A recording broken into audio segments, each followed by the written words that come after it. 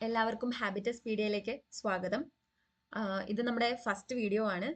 So ഇനി അങ്ങോട്ടേക്ക് PSC oriented ആയിട്ടുള്ള ക്ലാസ്സുകൾ അപ്ലോഡ് ചെയ്യാനാണ് നമ്മൾ വിചാരിക്കുന്നത്. അതിന്റെ ഭാഗമായിട്ട് ഈ വീഡിയോയിൽ നമ്മൾ ചെയ്യാൻ പോകുന്നത് എന്താണെന്ന് വെച്ചാൽ 10th ലെവൽ എക്സാമിന്റെ സിലബസ് ഡിസ്കഷൻ ആണ്. ആൻഡ് ഇതിന്റെ സെക്കൻഡ് പാർട്ട് എന്ന പോലെ നമ്മൾ ഡിഗ്രി ലെവൽ എക്സാമിന്റെ സിലബസ് ഡിസ്കഷനും ഫർദർ അപ്ലോഡ് ചെയ്യുന്നതായിരിക്കും. പിന്നെ അതുകൂടാതെ തന്നെ നമ്മൾ ഇനി വരുന്ന എക്സാംസിന്റെ നോട്ടിഫിക്കേഷൻസ്, PSC എക്സാം റിലേറ്റഡ് ആയിട്ടുള്ള മറ്റുള്ള ഇൻഫോർമേഷൻസ് എല്ലാം നമ്മൾ ഈ ചാനലിൽ അപ്ലോഡ് ചെയ്യുന്നുണ്ടായിരിക്കും. അപ്പൊ നമുക്ക് വീഡിയോയിലേക്ക് പോവാം.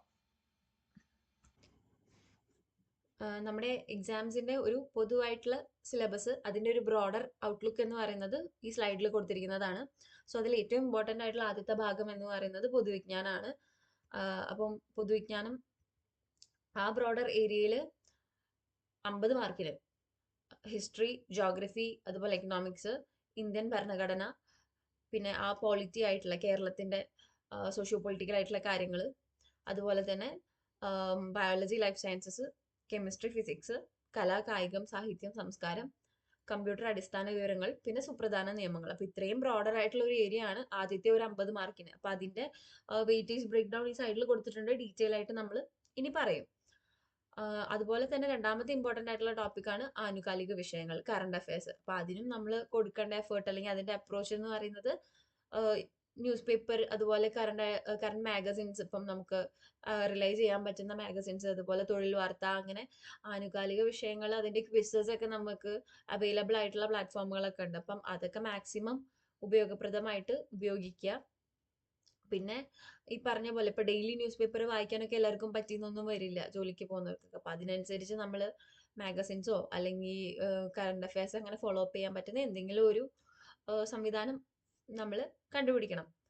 അതുപോലെ തന്നെ പിന്നെ അടുത്ത ടോപ്പിക് എന്ന് പറയുന്നത് ബേസിക് മാത്സും മെന്റൽ എബിലിറ്റി, റാഷണൽ തിങ്കിങ്, ആ ഒരു ഏരിയ. അപ്പൊ അതിന് 10 മാർക്കാണ് വെയിറ്റേജ്. പിന്നെ ജനറൽ ഇംഗ്ലീഷിനും 10 മാർക്ക്. അതുപോലെ തന്നെ പ്രാദേശിക ഭാഷകൾ, മലയാളമാണെങ്കിലും കന്നഡ, തമിഴ്, ഏതാണ് നമ്മുടെ മീഡിയം, അതിനും 10 മാർക്ക്. ഗ്രാമറ്റിക്കൽ ആയിട്ടുള്ള കാര്യങ്ങളും അതിലുണ്ട്. ബേസിക് ആയിട്ടുള്ള ഗ്രാമർ, ആ ഒരു രീതിയിലാണ് അവിടെ വരുന്നത്. സോ ഈ ഒരു ഏരിയാസിലൊക്കെ 10 മാർക്ക് വെച്ചിട്ടാണ് പോകുന്നത്. കറണ്ട് അഫയേഴ്സിന് മാത്രം 20 മാർക്ക്. അപ്പൊ ഇങ്ങനെയാണ് നമ്മുടെ ഒരു ബേസിക് ആയിട്ടുള്ള ഒരു സ്ട്രക്ചർ ഈ സിലബസിന്റെ. ഇതിന്റെ ഒരു ഡീറ്റെയിൽഡ് ബ്രേക്ക് ഡൗണിലേക്ക് നമുക്കിനി പോവാം.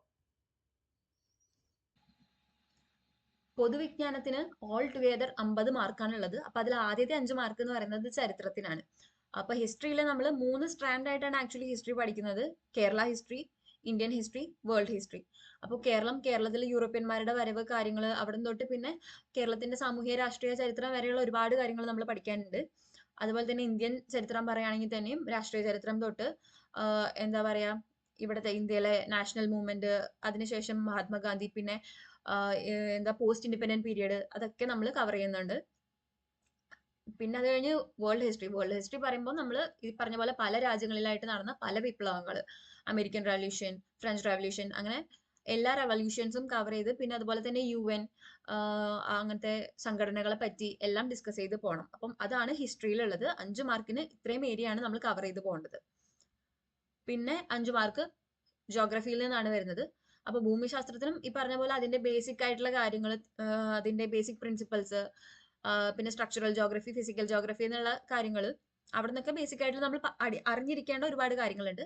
അതൊക്കെയും അതുപോലെ തന്നെ ഇന്ത്യയും കേരളവും. അപ്പോൾ ആ രണ്ട് രീതിയിൽ ഇന്ത്യയിലെ ജോഗ്രഫി, അതുപോലെ തന്നെ കേരളത്തിന്റെ ജോഗ്രഫി, നമ്മുടെ അവിടുത്തെ ജില്ലകൾ, അതിന്റെ സവിശേഷതകൾ, പുഴകൾ, പിന്നെ ധാതുക്കൾ, അങ്ങനെ സബ് ടോപ്പിക്സ് ആയിട്ട് ഒരുപാട് നമുക്ക് അവിടെ നിന്നും പഠിക്കാനുണ്ട്.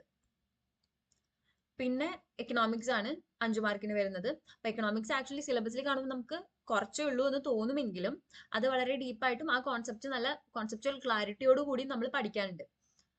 പിന്നെ ഇന്ത്യൻ ഭരണഘടന, അതും ഈ പറഞ്ഞ പോലെ ഒരുപാട് ഫാക്ച്വൽ ആയിട്ടുള്ള കാര്യങ്ങളാണ്. ആർട്ടിക്കിൾസ്, അതുപോലെ DPSPs, ഫണ്ടമെന്റൽ റൈറ്റ്സ്, പിന്നെ ഭരണഘടനാ ഭേദഗതികൾ, അങ്ങനെ ഇന്ത്യൻ ഭരണഘടനയുടെ വളരെ ഫാക്ച്വൽ ആയിട്ടുള്ള ഒരുപാട് കാര്യങ്ങൾ നമ്മൾ കവർ ചെയ്ത് പോകാനുണ്ട്. അടുത്ത 5 മാർക്ക് എന്ന് പറയുന്നത് കേരളവും ഭരണ സംവിധാനങ്ങളുമാണ്.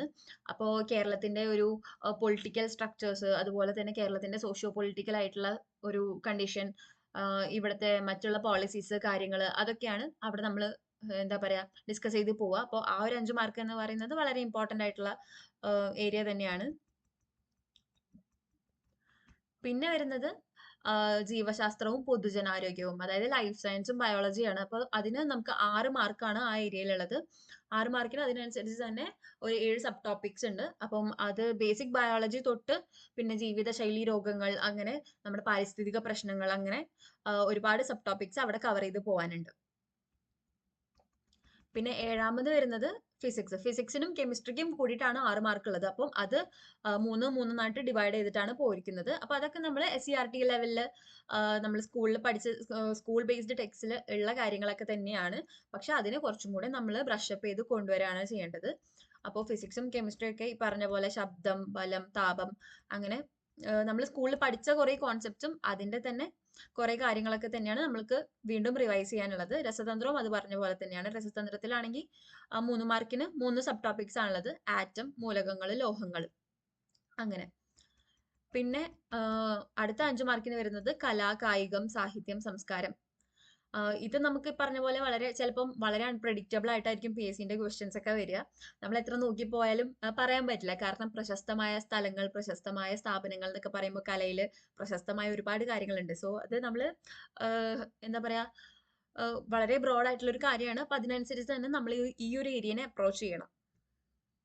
അപ്പോ ഇതില് ഈ 5 മാർക്ക് എന്ന് പറയുമ്പം കല, കായികം എന്ന് പറഞ്ഞ് പിന്നെ കായികത്തിന് വീണ്ടും വേറെ സബ് ടോപ്പിക്സ് ഉണ്ട്.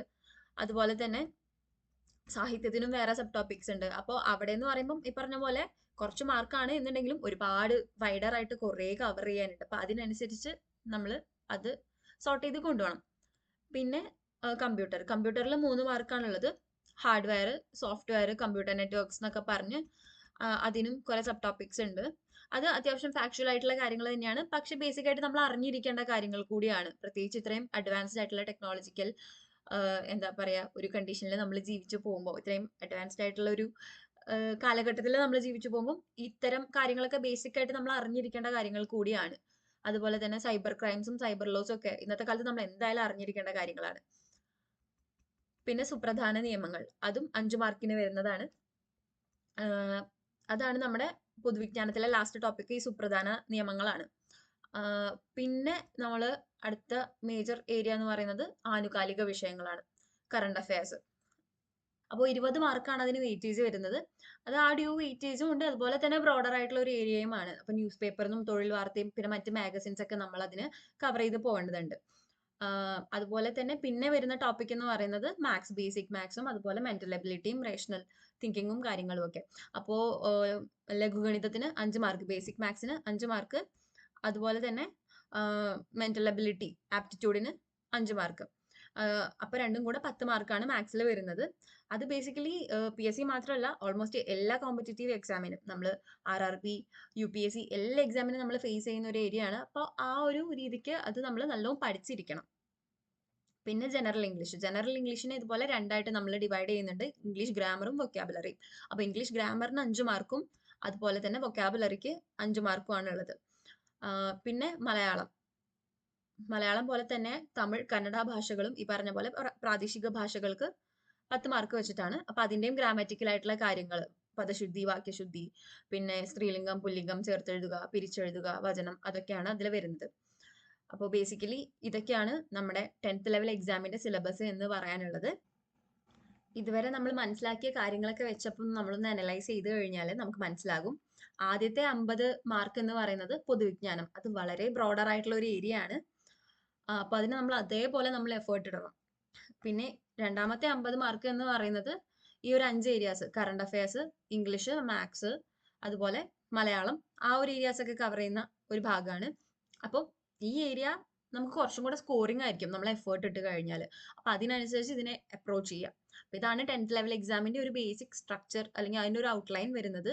അപ്പൊ ഇതിനനുസരിച്ച് നമ്മൾ ഇനി ക്ലാസ്സുകൾ മുന്നോട്ട് അപ്ലോഡ് ചെയ്യുന്നതായിരിക്കും. പിന്നെ നിങ്ങൾക്ക് എന്തെങ്കിലും ക്വയറീസോ അല്ലെങ്കിൽ സജഷൻസോ ക്ലാസ്സിൽ എന്തെങ്കിലുമൊക്കെ ഇൻക്ലൂഡ് ചെയ്യണം എന്നൊക്കെ ഉണ്ടെന്നുണ്ടെങ്കിൽ നമ്മുടെ കമന്റ് ബോക്സിൽ അറിയിക്കുക. ഈ വീഡിയോ നിങ്ങൾക്ക് ഉപകാരപ്പെട്ടു എന്നുണ്ടെങ്കിൽ ലൈക്ക് ചെയ്യുക, ഷെയർ ചെയ്യുക, ചാനലിൽ സബ്സ്ക്രൈബ് ചെയ്യുക. അപ്പോൾ ഇനി ഒരു വീഡിയോ ആയിട്ട് വരുന്നത് വരെ എല്ലാവർക്കും നമസ്കാരം.